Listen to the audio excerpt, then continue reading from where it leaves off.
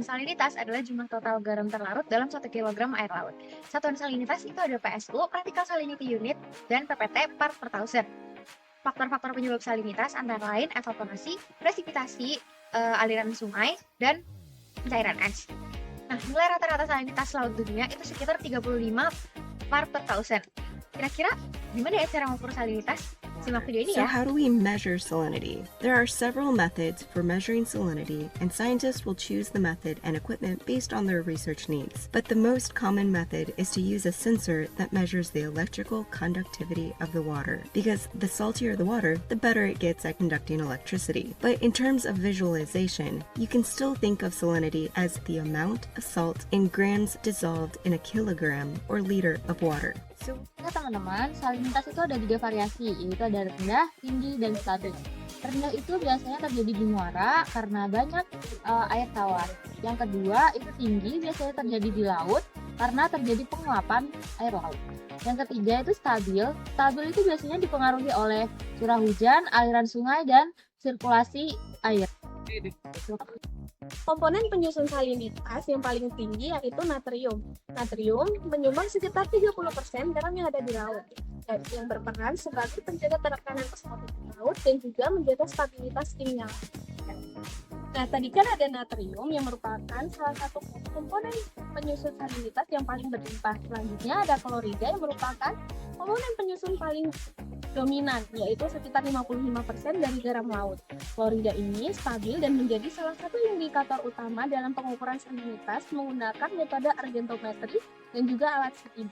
Ion penting lainnya dalam air laut selanjutnya adalah magnesium atau Mg2+, yang jumlahnya itu sekitar 7% dari totalnya. Magnesium memiliki peran besar dalam berbagai proses biogeokimia, termasuk mendukung metabolisme organisme laut, membantu stabilisasi struktur klorofil pada fitoplankton, serta berkontribusi dalam proses pengendapan mineral di lingkungan laut. Selain itu, terdapat juga sulfat atau SO4-duamin, sekitar 8% dari total ion di laut. Sulfat berperan dalam reaksi redoks, terutama pada kondisi perairan yang minim oksigen, di mana bakteri sulfat melakukan proses reduksi sulfat menjadi sulfida. Ion ini juga berperan penting dalam menjaga keseimbangan kimia dan mengandung siklus sulfur yang menjadi salah satu komponen yang penting dalam dinamika ekosistem laut. Selanjutnya juga terdapat kalsium atau Ca2+ dengan konsentrasi sekitar 1,2%. Kalsium merupakan unsur utama dalam pembentukan cangkang dan kerangka organisme laut seperti karang, moluska, keong, dan beberapa plankton berkapur. Ion ini juga berperan dalam proses pengendapan kalsium karbonat yang menjadi dasar terbentuknya struktur terumbu karang. Selain itu, ada juga kalium atau K+, sekitar hanya 1% dari totalnya, yang sangat dibutuhkan oleh organisme laut dalam berbagai proses fisiologis, seperti mengatur tekanan osmotik, menjaga fungsi sel, dan membantu aktivitas enzim.